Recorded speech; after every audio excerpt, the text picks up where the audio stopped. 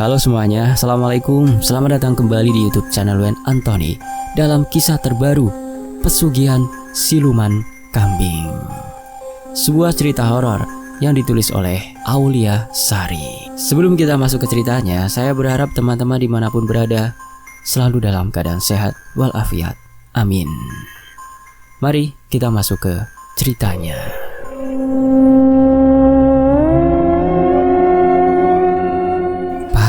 Ini pesanan meja nomor 3, sate ayam 20 tusuk sama lontong 2 piring.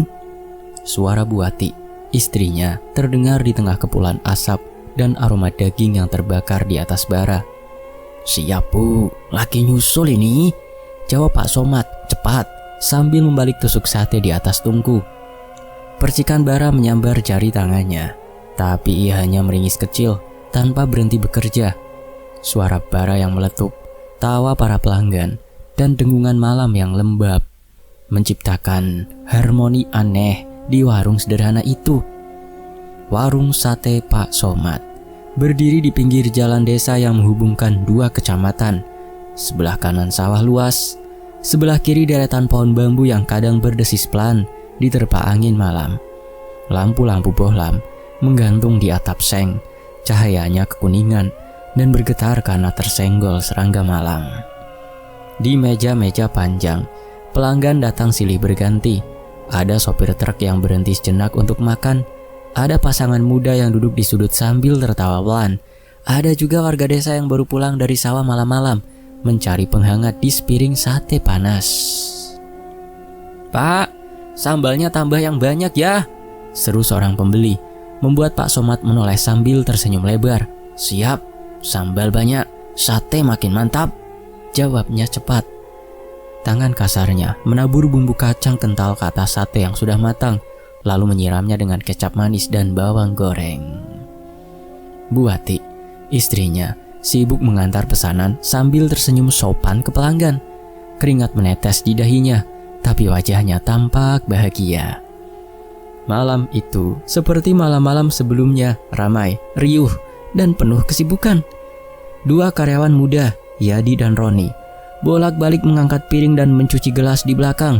Mereka baru bekerja di warung itu setahun, tapi sudah terbiasa dengan hiruk pikuknya malam di warung sate Pak Somad. "Bang, tusuknya udah habis," kata Roni dari belakang. "Ambil aja di karung yang di pojok, yang baru dipotong tadi siang," sahut Pak Somad tanpa menoleh. Roni berlari kecil ke belakang, melewati tumpukan arang dan ember air. Di belakang warung, hanya ada cahaya kecil dari bohlam redup yang tergantung di dinding papan. Sesekali, suara jangkrik dan desir bambu terdengar lebih jelas dari sana. Malam itu, pembeli datang lebih banyak dari biasanya. Beberapa motor berhenti di depan warung. Sebagian pelanggan harus menunggu di luar. "Pak, ini baru jam 9, tapi sate udah hampir habis," kata Bu Ati sambil menghitung tusuk yang tersisa. "Laku keras Bu, mungkin karena malam ini banyak orang dari kota yang mampir," jawab Pak Somad dengan senyum puas. Pak Somad melirik warungnya yang dulu hanya beratap terpal. Kini sudah berdinding semi permanen. Ada kipas angin di pojok dan meja-meja baru dari kayu jati. Semua hasil kerja kerasnya selama 3 tahun terakhir. Dulu, ia hanya berjualan dengan gerobak kecil di tepi jalan, berdua dengan istrinya. Setiap malam, mereka harus menahan dingin dan asap kendaraan. Namun, sekarang ia sudah punya 2 pegawai, warung yang ramai, bahkan mulai dikenal di media sosial oleh pelanggan luar desa. "Pak, sampean capek ndak?" tanya Bu Ati tiba-tiba, sambil menuangkan teh hangat ke gelasnya. "Capek sih Bu, tapi hati senang. Dulu siapa yang sangka kita bisa kayak gini?" Pak Somad memandangi warungnya dengan tatapan bangga. Suara bara api masih mendesis di depan matanya. Di sela keramaian itu, suara kodok dari sawah menyatu dengan gemericik air dari ember. Angin malam bertiup pelan, membuat lampu-lampu gantung bergoyang halus. "Bang, ini pembeli minta sate kambing 30 tusuk," kata Yadi sambil menaruh uang di meja. "Siap, langsung bakar," balas Pak Somad. Ia mengambil daging kambing dari wadah besar, menusuknya cepat dengan tusukan bambu. Aroma khas daging itu segera memenuhi udara, bercampur dengan bau arang dan kecap yang terbakar. "Bang Somad, sate sampean kok makin enak aja ya?" celetuk salah satu pelanggan paruh baya yang duduk di depan tungku. "Mungkin karena arangnya baru, Pak. Arang jati, panasnya tahan lama."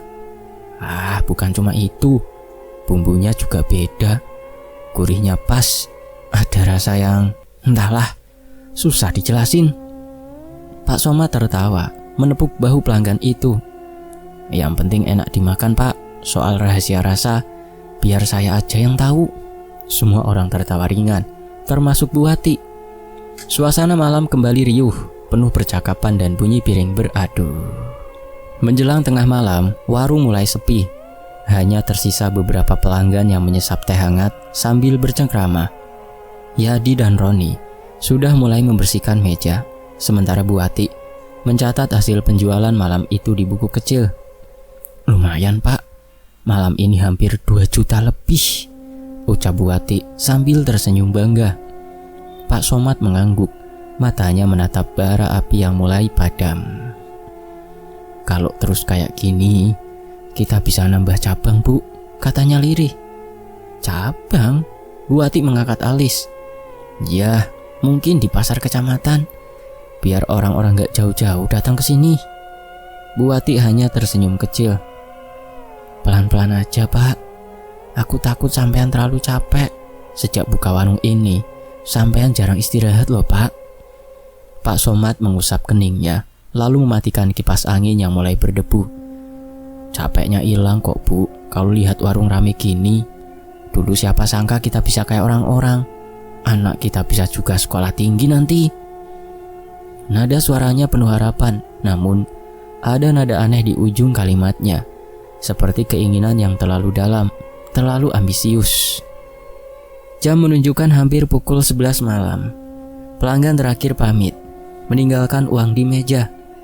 Suara mesin motor mereka perlahan hilang di kejauhan. Yadi dan Roni berpamitan. "Kami pulang dulu ya, Bang. Hati-hati di jalan yo. Terima kasih," kata Pak Somad.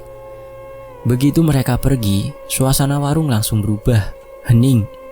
Hanya suara malam yang tersisa, jangkrik, kodok, dan desir angin yang membuat dedaunan bambu bergesek.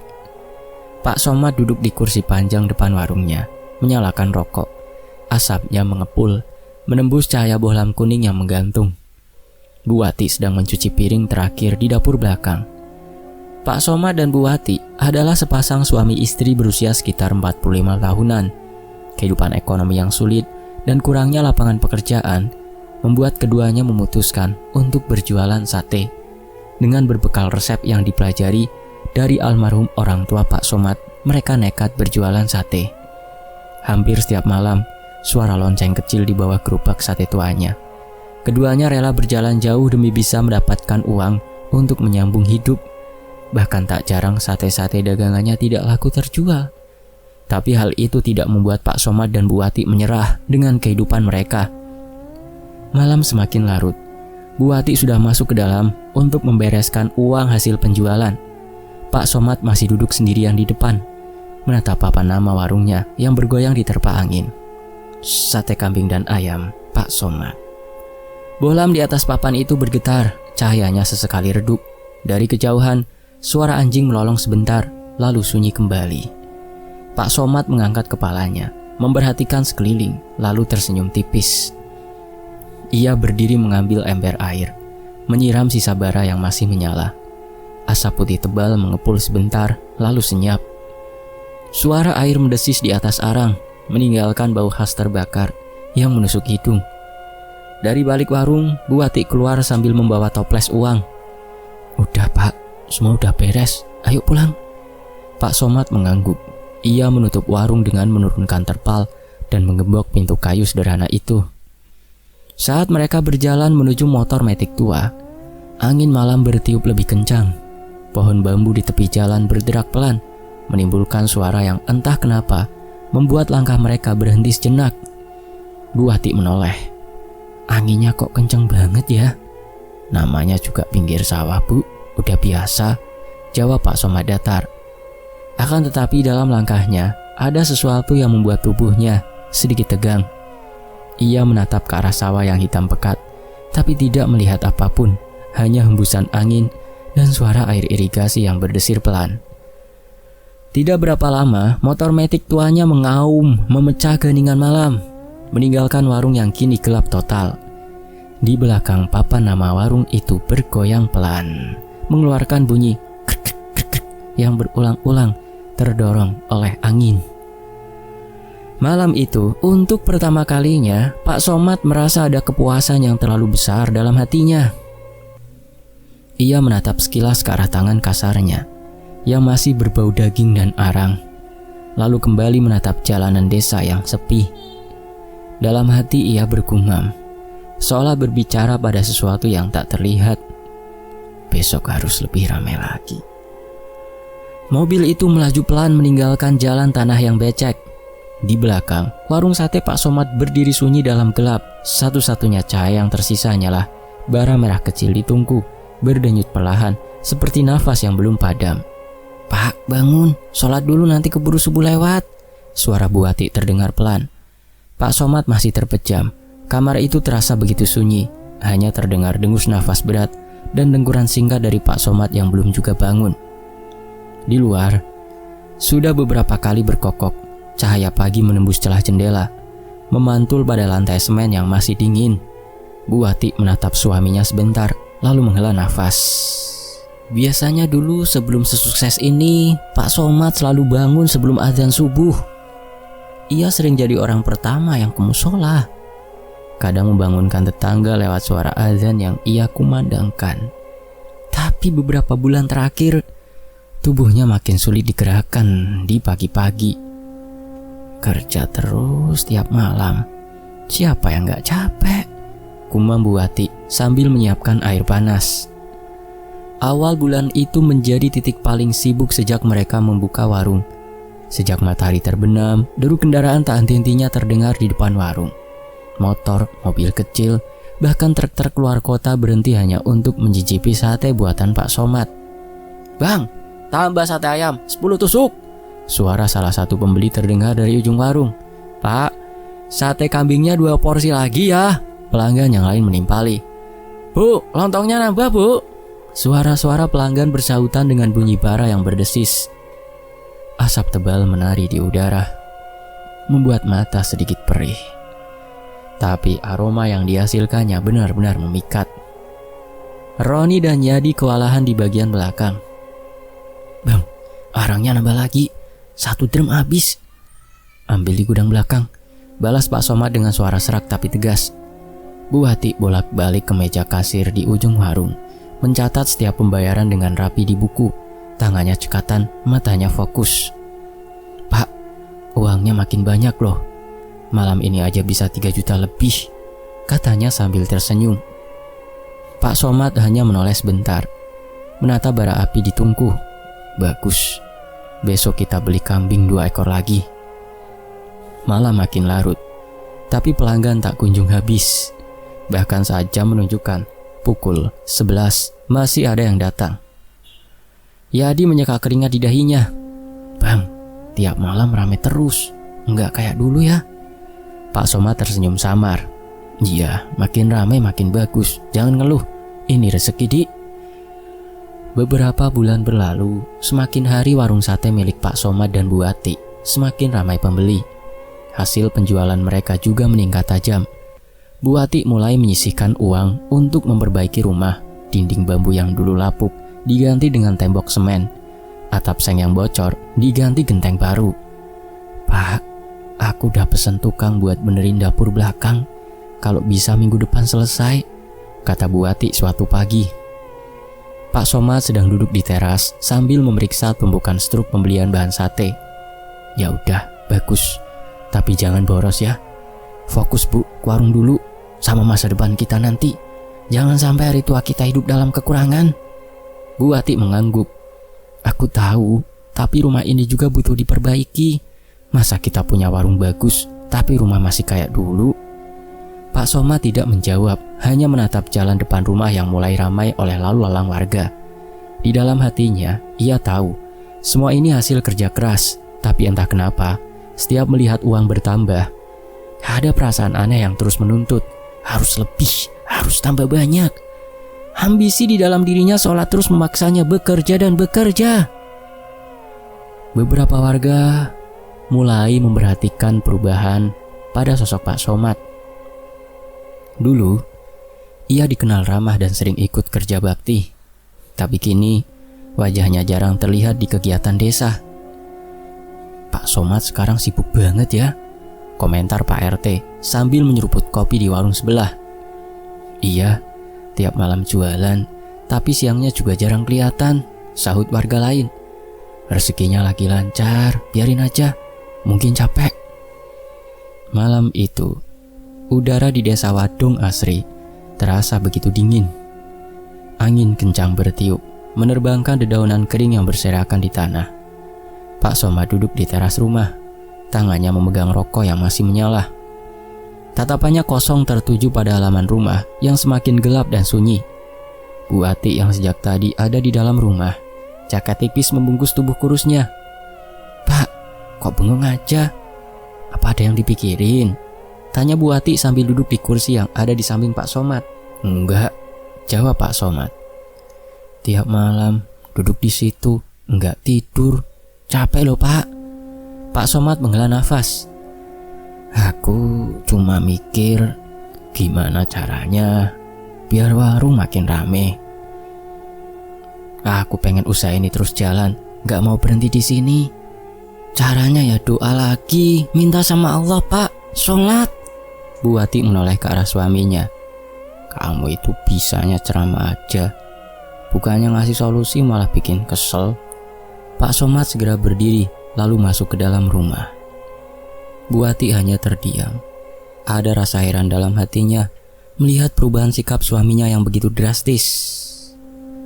Pak Somad yang dahulu sangat rajin beribadah, kini justru menjadi orang yang seolah tidak mengenal Tuhan. Beberapa hari kemudian, Bu Ati mulai mempekerjakan satu orang lagi untuk membantu di dapur. Seorang gadis muda bernama Sinta. Kasihan Roni, tiap malam kerja sampai pagi, biar ada yang bantu cuci dan potong bahan. Katanya, Pak Somad hanya mengangguk setuju tanpa banyak bicara. Dengan tambahan tenaga, warung itu semakin cepat melayani pembeli. Kini buka dari jam 4 sore sampai hampir jam 12 malam. Lampu-lampu di warung menyala terang, membuatnya tampak seperti oase di tengah jalanan sepi. Suatu malam, setelah pelanggan terakhir pergi, Yadi berkata pelan, "Bang, akhir-akhir ini pembeli banyak banget ya, sampai aku tidak sempat duduk." Pak Somad tersenyum. "Ya berarti rezeki kita lancar. Tapi kadang aneh bang, orang-orang dari mana aja datang, padahal jauh banget. Ada yang dari kota, ada yang nyari sampai jam 11 malam." Pak Somad menatapnya sebentar, lalu berkata datar, "Kalau makanan enak, orang bakal datang dari manapun." Yadi hanya mengangguk. Malam itu setelah semua beres, Pak Somad duduk sendirian lagi di depan tungku yang mulai dingin. Bara sudah padam, tapi ia masih menatap abu yang berasap tipis. Tangannya menggenggam erat rokok yang nyaris habis. Warung sate Pak Somad kini bukan sekedar tempat makan, tapi ikon kecil di desa itu. Setiap malam, aroma sate khasnya menjadi penanda waktu. Kalau sudah tercium, berarti malam mulai ramai. Rezeki lancar, hidup pun nyaman, begitu kata orang-orang. 1 tahun berlalu, warung sate Pak Somad semakin menunjukkan kemajuan yang pesat. Bahkan warung itu kini dikelola dengan sistem yang lebih rapi. Pak Somad menambah 2 pegawai baru untuk bagian bakar dan cuci piring. Ia sendiri lebih sering di bagian kasir atau mengawasi dari jauh. Kalau arangnya kurang, ambil di gudang belakang. Jangan tunggu habis, teriaknya suatu malam. "Siap bang," jawab Yadi cepat. Nia, gadis muda yang baru bekerja sebulan, sering membantu Bu Ati di dapur. saya bantu potong lontong ya." "Iya, tapi hati-hati, pisau itu tajam," jawab Bu Wati sambil mencatat stok kecap dan bumbu kacang. Ia tampak sibuk, tapi matanya sering melirik ke arah suaminya yang kini lebih sering memegang ponsel. Entah menghubungi siapa. Kadang Pak Somad berbicara pelan, suaranya nyaris tak terdengar di tengah riuh pelanggan. "Iya, malam ini rame. Iya, kayak biasa."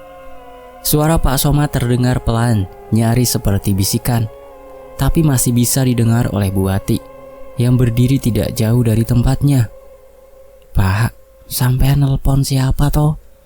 tanya Bu Wati penasaran. Pak Somad menoleh sebentar, tersenyum datar. "Pemasok kambing, katanya ada stok baru." Namun Bu Wati merasa aneh, entah mengapa. Wajah suaminya terlihat berbeda saat bicara seperti itu. Matanya tajam, tapi kosong. Seolah ada sesuatu yang disembunyikan di balik kesibukan itu. "Pemasok kambing, masa telepon pemasok harus sembunyi-sembunyi? Apa mungkin bapak punya wanita simpanan?" batin Bu Wati. Matanya melirik ke arah Pak Somad yang sudah mulai sibuk di warung. Warung sate Pak Somad semakin hari semakin ramai. Warung itu tidak hanya terkenal di desa Wedung Asri saja, namun juga di tempat-tempat yang lain. Bahkan warung Pak Somad juga cukup terkenal di seluruh media sosial. Beberapa pelanggan yang pernah menikmati kenikmatan sate Pak Somad diam-diam memposting warung itu di media sosial milik mereka. Jadi tidak heran jika semakin hari warung itu semakin sesak oleh pembeli. Akan tetapi, semakin ramai dan semakin sukses kehidupan Pak Somad, ia justru semakin berubah menjadi sosok yang tidak dikenal oleh warga, terutama istrinya sendiri. Pak Somad menjadi sosok yang sombong dan kasar, terlebih kepada istrinya sendiri. "Kamu mau kemana, Bu?" tanya Pak Somad suatu sore saat mereka akan pergi ke warung. "Ya ke warung sate lah, Pak. Masa iya ke toko bangunan?" jawab Bu Wati dengan nada agak sinis. "Bukan gitu. Aku udah putusin. Lebih baik kamu sekarang di rumah aja. Biar aku dan karyawan yang mengelola warung itu." Bu Wati mengernyitkan kening. Matanya menatap Pak Somad dengan lekat, seolah ingin membaca pikiran sang suami. "Kok tumben?" "Iya, bukan tumben. Kalau kamu di rumah, aku bisa langsung makan kalau pulang. Gak harus nunggu kamu masak lagi." Pak Somad meraih tas kecil yang diletakkan di atas sofa. Bu Wati hanya terdiam. Apa yang diucapkan suaminya memang ada benarnya. Selama ini, untuk makan malam, mereka harus makan di warung atau beli di tempat lain. Kalau bosan, ujung-ujungnya makan mie instan. Sementara Pak Somad segera keluar rumah. Beberapa saat kemudian motor metik tuanya langsung berjalan meninggalkan rumah. Malam itu, udara terasa begitu panas. Angin seolah enggan bertiup. Daun-daun di atas dahan pohon menatap dengan tenang. Jam sudah menunjukkan pukul 1 malam. Pak Somad yang baru saja selesai menghitung penjualan hari itu segera meninggalkan warung.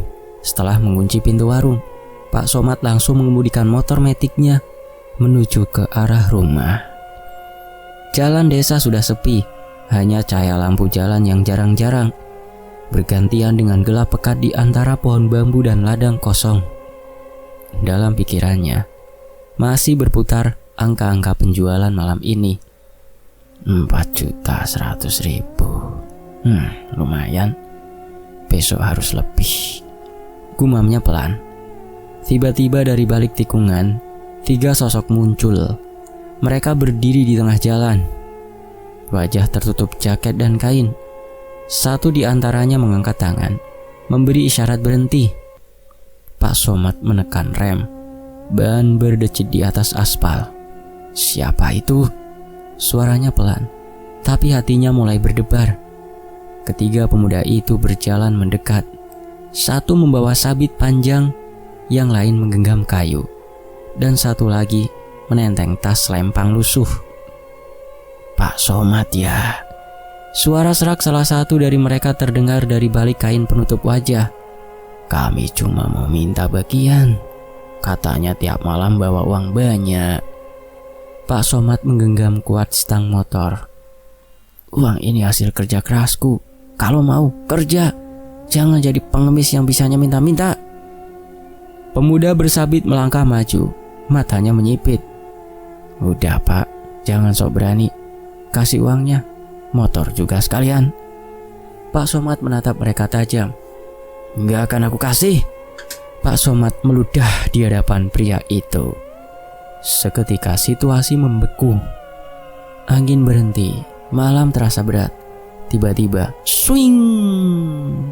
Sabit melayang cepat, menyambar ke arah leher Pak Somad. Jeritanya pecah, menggema di tengah jalan sunyi. Ah! Darah memancar ke aspal. Tubuhnya teruyung jatuh ke tanah beraspal. Tangannya masih berusaha menahan luka di leher, tapi darah terus mengalir deras. Pemuda bersabit itu mundur, gemetar. "Cepat, ambil tasnya." Yang lain panik. "Gila, kamu nyabet beneran. Tadi cuma mau nakut-nakutin." "Udah ambil aja, cepat sebelum ada orang." Namun baru beberapa detik kemudian, dari arah pos ronda terdengar suara teriakan. "Hei, ada apa itu?" Beberapa warga berlarian membawa senter dan bambu. 3 pemuda itu kalang kabut, menjatuhkan tas dan lari ke arah kebun. Salah satu warga, Pak Dul, menyerotkan senter ke tanah. Tubuh Pak Somad sudah bersimbah darah. Wajahnya pucat, matanya terbuka setengah. "Cepat panggil orang, bawa ke rumah sakit," teriak Pak Dul panik. Mereka mengangkat tubuh Pak Somad dengan kain seadanya, memasukkannya ke mobil ronda, dan melaju kencang ke rumah sakit kecamatan. Sepanjang jalan, suara Pak Somad masih terdengar lirih, nyaris tak utuh, seperti bergulat dengan nafas terakhir. Di rumah, Bu Wati baru saja tertidur ketika suara ketukan keras menggema dari depan. "Bu Wati, Bu, cepat buka pintunya, Bu." Ia bangun tergesa, berlari membuka pintu. Di depan, 3 warga berdiri dengan wajah panik. "Bu, Pak Somad dibacok orang. Sekarang dibawa ke rumah sakit." Dunia Bu Wati seperti runtuh. "Apa? Di mana dia sekarang?" "Masih hidup, Bu. Ayo cepat ikut." Tanpa pikir panjang, Bu Wati berlari mengenakan kerudung seadanya. Tangannya gemetar saat menaiki motor warga. Sepanjang jalan, angin malam menusuk wajahnya, tapi hatinya lebih dingin dari itu. Sesampainya di rumah sakit, lorong sudah dipenuhi beberapa warga dan perawat. Pak Somad terbaring di atas ranjang dorong. Lehernya dibalut perban tebal. Darah masih menembus kain kasah. Matanya terpejam, tubuhnya lemah. "Pak, astagfirullah." Bu Wati berlari mendekat, menggenggam tangan suaminya. Ia menunduk, air matanya jatuh satu-satu. "Masih bisa diselamatkan, Bu," kata perawat pelan. "Tapi harus dibawa ke ruang operasi sekarang. Lukanya dalam." "Ya Allah, tolong selamatkan suamiku," bisik Bu Wati. Suaranya nyaris tak keluar. Bu Wati duduk di kursi besi, memandangi suaminya yang terbaring diam. Lampu ruangan redup. Suara mesin monitor berdetak pelan, stabil tapi rapuh. "Pak," suaranya parau. "Kita udah punya segalanya, rumah, warung, mobil. Tapi kenapa sampean harus kerja sampai segitunya sih?" Matanya berkaca. Ia menggenggam tangan suaminya lebih erat, seolah takut kehilangan.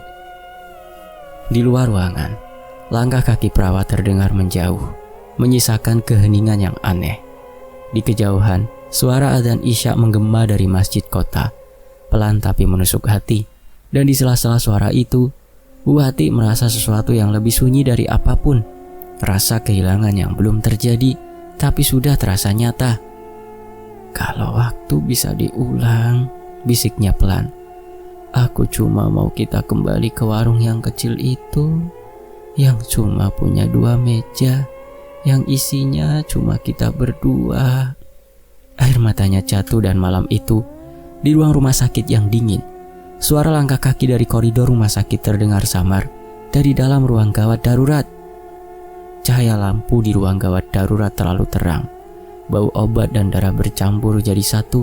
Suara langkah perawat dan dentingan alat medis terdengar bersahutan. Bu Wati berdiri di depan pintu ruang operasi dengan tubuh gemetar. Tangan kirinya memegang tas kecil. Tangan kanannya menutup mulut, menahan isak. Pintu itu akhirnya terbuka. Seorang dokter keluar, wajahnya letih. "Bu, kami sudah berusaha semampunya," katanya dengan nada berat. "Sekarang kondisi suami ibu sangat lemah, tapi beliau masih sadar." Langkah Bu Wati goyah saat mendekati ranjang. Tubuh Pak Somad terbaring dengan selang oksigen menutupi hidung. Dadanya naik turun pelan. Wajahnya pucat, keringat dingin mengalir dari pelipis.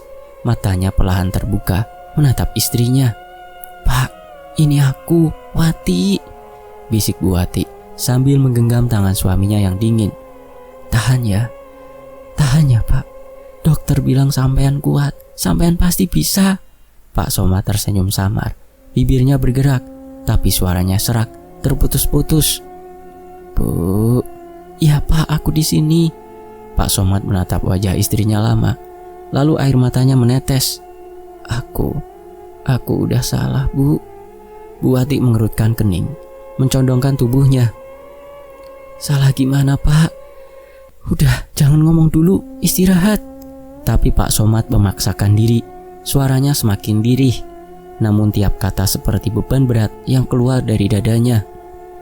"Aku udah ngelakuin perjanjian sama siluman kambing." Bu Wati tertegun, matanya membesar. "Apa? Pak, jangan ngomong aneh-aneh. Ini bukan waktunya, Pak." Pak Somad menatap langit-langit ruangan. Matanya mulai berair. "Aku cuma pengen warung kita laku, pengen hidup enak." Dengan suara bergetar dan menahan sakit, Pak Somad menceritakan asal mula perjanjiannya dengan siluman kambing yang membantunya selama ini. 3 tahun yang lalu, saat itu Pak Somad yang berkeliling menjajakan sate dagangannya tanpa sengaja mendengar obrolan beberapa pria yang saat itu sedang melakukan ronda malam. Dalam obrolan itu, mereka mengatakan di Desa Barung, desa kecil yang berjarak beberapa kilometer dari rumah Pak Somad, ada seorang dukun tua yang terkenal sekti. Dukun itu bisa membantu orang-orang memiliki kekayaan dalam waktu singkat. Pak Somad yang saat itu putus asa dalam menjalani kehidupannya yang penuh kesulitan ekonomi, memutuskan untuk menemui sang dukun. Setelah melakukan berbagai ritual, Pak Somad diminta untuk menyembelih kambing hitam yang sudah disiapkan sang dukun. Akan tetapi, saat leher kambing sudah ditebas, dalam waktu sekejap, wajah kambing itu berubah menjadi wajah Raffi, putranya yang saat itu berusia 7 tahun. "Astaghfirullahaladzim, Pak," Bu Wati menjerit. Suaranya menggema di seluruh ruangan. "Bagaimana bisa sampean mengorbankan anak kita sendiri hanya demi harta?" lanjut Bu Wati. "Maafkan aku, Bu. Aku khilaf." Pak Somad meraih tangan sang istri. Tidak berapa lama, nafas Pak Somad terasa sesak. Matanya seketika tertutup, tangannya terkulai lemas. Dokter yang memeriksa Pak Somad mengatakan jika Pak Somad sudah meninggal dunia. Isak tangis dan teriakan histeris langsung menggema di seluruh ruang UGD. Jenazah Pak Somad dibawa pulang menjelang subuh. Hujan turun rintik-rintik, menciptakan aroma tanah basah yang menusuk hidung. Rumah kecil mereka yang dulu selalu ramai kini dipenuhi bisikan. Warga duduk di ujung ruang tamu. Beberapa berbisik sambil menatap ke arah tengah ruangan tempat di mana jenazah disemayamkan. "Kasihan ya, baru juga hidup enak, udah meninggal," ucap salah satu wanita. "Iya, mana di akhir hidupnya jadi korban perampokan lagi. Makanya jadi orang jangan sombong. Baru juga kayak segitu aja udah lupa sama tetangga." Wanita yang lain menimpali. Bisikan itu seperti pisau. Setiap kata menusuk telinga Bu Wati. Ia duduk di samping jenazah suaminya. Wajahnya sembab. Di sampingnya, Ustadz desa membacakan doa. Tapi pandangan Bu Wati kosong. Tangannya menyentuh kain kafan. Suaranya bergetar pelan. "Pak, kenapa harus berakhir kayak gini?" Ustadz berhenti membaca sejenak, menatapnya iba. "Sabar ya Bu, semua sudah kehendak Tuhan." Bu Wati mengangguk lemah, tapi di dalam hatinya pengakuan terakhir suaminya terus terngiang. Siluman kambing, perjanjian. Ia ingin menepis pikiran itu, tapi semakin dicoba, semakin kuat bayangan suara suaminya di telinganya. Siang itu, langit mendung. Warga membawa jenazah Pak Somad ke pemakaman di ujung desa. Tak banyak yang ikut. Beberapa orang bahkan hanya berdiri jauh, takut. Bu Wati berjalan paling belakang. Wajahnya tanpa ekspresi. Ia menatap tanah yang perlahan menimbun tubuh orang yang paling dicintainya. "Selamat jalan, Pak," bisiknya lirih. Ketika tanah terakhir ditabur, suara angin berdesir di antara pepohonan bambu di sisi makam. Seolah alam ikut menyimpan rahasia yang baru saja terungkap malam tadi. Malam pertama setelah pemakaman, rumah itu terasa kosong. Bu Wati duduk di teras, memandangi halaman rumah begitu lama. Dalam diam, ia mendengar suara jangkrik, tapi terasa ada sesuatu yang lebih sunyi dari kesunyian itu. Ia memejamkan mata, mengingat wajah suaminya saat terakhir hidup. Tatapan penuh sesal, kata-kata yang tidak sempat selesai. Air matanya menetes. "Kalau semua ini harga dari kesuksesan kita, Pak," suaranya nyaris tak terdengar. "Aku rela miskin lagi saja, asal sampean tidak ninggalin aku kayak gini." Sudah lewat 40 hari sejak kepergian Pak Somad. Akan tetapi, suasana di rumah itu tak pernah benar-benar hidup lagi. Warung sate tetap tertutup rapat, papan kayunya mulai kusam. Cat tulisan "Sate ayam kambing Pak Somad" terkelupas sebagian tertiup angin. Setiap kali Bu Wati melangkah keluar rumah, tatapan orang-orang desa selalu mengikutinya. Beberapa berbisik di belakang, beberapa lagi menatap tanpa bicara. Tapi Bu Wati tahu, dari mata mereka ada rasa curiga, takut, sekaligus jijik. Itu istrinya Pak Somad yang katanya suaminya bikin perjanjian sama siluman. Seorang wanita bersuara sambil menatap Bu Wati dengan sinis. "Iya, katanya uangnya dari sumber jalan yang gak bener, pantesan cepat kaya ya." Bisikan itu bukan sekali dua kali terdengar. Bahkan ketika ia datang ke warung sayur, pedagang hanya menatap canggung. Ada yang pura-pura sibuk, ada yang menolak uangnya dengan alasan sepele. "Maaf Bu, uangnya pecahan besar, saya gak ada kembalian," katanya. Padahal jelas uang itu sama seperti milik orang lain. Setiap malam, Bu Wati duduk di teras, memandangi langit malam yang terasa semakin gelap. Dulu, rumah itu penuh tawa. Bu Wati mencoba bertahan beberapa minggu, menutup telinga dari gosip dan tatapan sinis. Tapi, setiap hari terasa makin berat. Sampai suatu pagi, ia memutuskan untuk menjual rumah peninggalan Pak Somad. "Ti, kamu yakin mau pindah?" tanya kakaknya, Bu Narti, saat datang berkunjung. "Yakin," jawab Bu Wati pelan. "Aku tidak kuat di sini, Mbak. Setiap hari orang ngomongin Mas Somad. Aku cuma pengen mulai dari awal." Bu Narti menatap adiknya lama, lalu mengangguk. "Kalau begitu, ikut aku ke kota. Di sana ada warung kecil tempat temanku kerja. Butuh orang yang rajin. Kamu bisa bantu di dapur dulu." Air mata Bu Wati menetes, tapi kali ini bukan karena sedih, melainkan lega.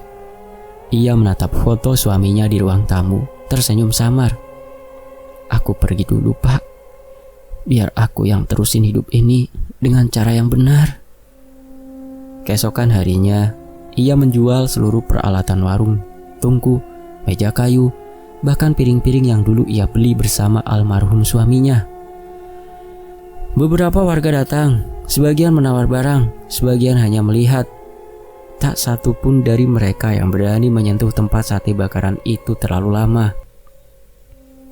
Kota tempat Bu Narti tinggal tidak besar, tapi cukup ramai.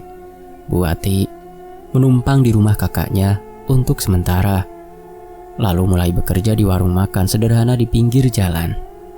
Setiap pagi ia bangun sebelum subuh, menanak nasi, memotong sayur, dan membantu memasak. Ia bekerja tanpa banyak bicara.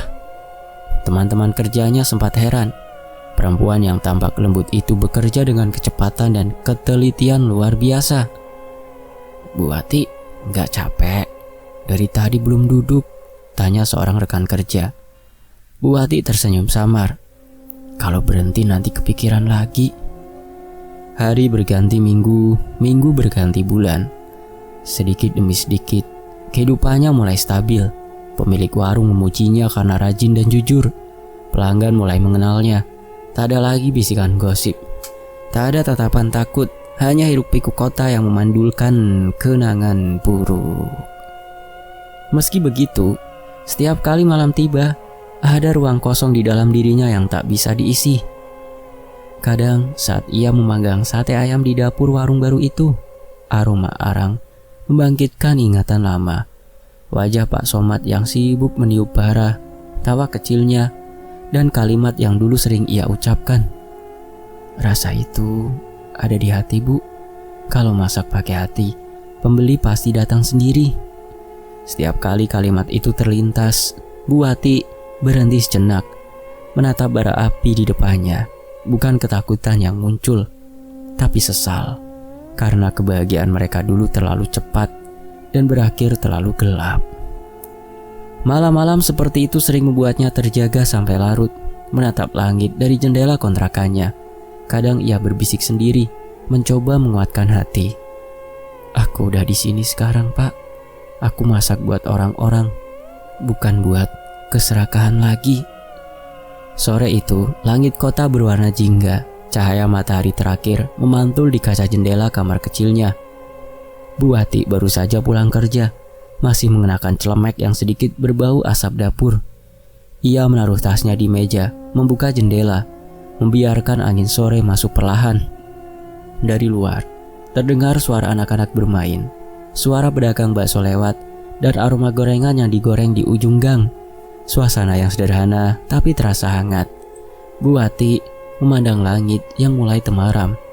Ada rasa tenang yang belum pernah ia rasakan selama ini.